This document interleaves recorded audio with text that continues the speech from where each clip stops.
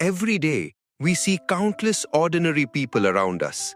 But have you ever thought, these very ordinary people often create extraordinary things? Maybe with nothing more than a sack of cement, or seashells gathered from the shore, or simply the power of imagination. Today's journey takes us through some incredible works of construction built not by architects or great artists, but by common laborers, former sailors, retired miners, or passionate garden lovers. Their stories remind us beauty and creativity are not confined to the hands of artists, but live within ordinary people too. The Miner's Cathedral Dream. On the edge of Leicester lived Bill Tolbert, a retired coal miner.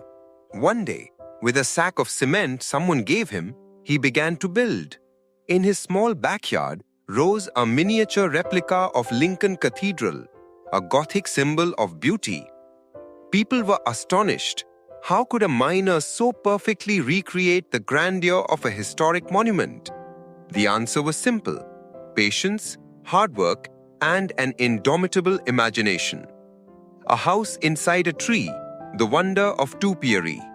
In the little village of Glasshouse, Gloucestershire, stands a marvel of greenery, an entire cottage sculpted out of a yew tree. During World War II, a Norwegian sailor created it as a gift of gratitude to the villagers. Even today, locals care for it lovingly. You can sit inside and chat as though it were a summer cottage made by nature itself. The Seashell Garden, echoes of the ocean.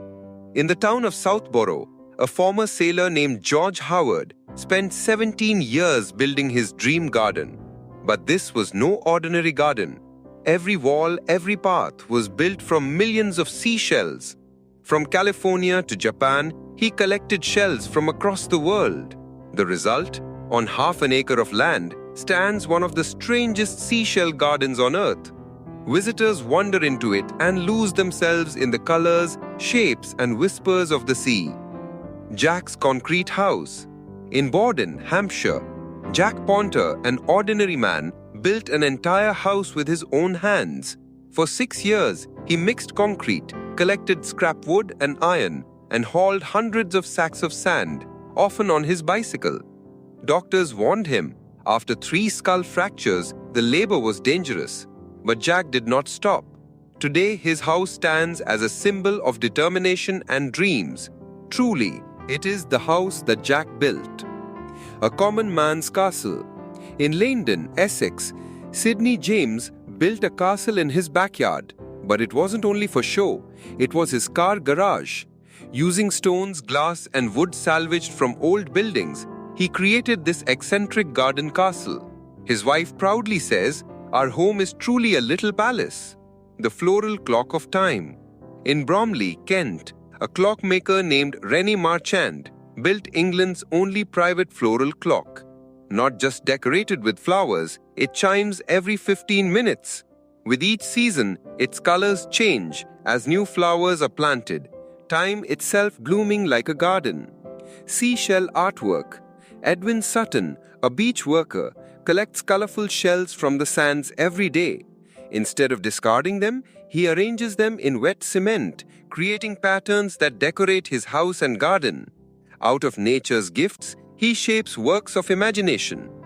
Tree sculptures and tram models. In Chipping Sodbury, a retired gentleman trims trees into extraordinary shapes, faces, figures, and even likenesses of famous people. Meanwhile, a man named Jeff painstakingly builds miniature tram models, each taking him a year to complete. These small creations preserve history in living form. Cement teddy bears. Finally, in Bradford, C.E. Palmer, at the age of 77, continues to create teddy bears out of cement. After 2 years of effort, his yard is filled with over 60 of them. They may not be soft and cuddly, but within them lie the love and perseverance of an old man. None of these people were artists. None were famous. They were miners, sailors, or elderly retirees. But their dreams, patience, and imagination gave them an immortal identity. Perhaps our lives too one day will gain new colors, if we dare to take imagination into our own hands. For beauty is not only a gift of nature, but also a creation of the human heart.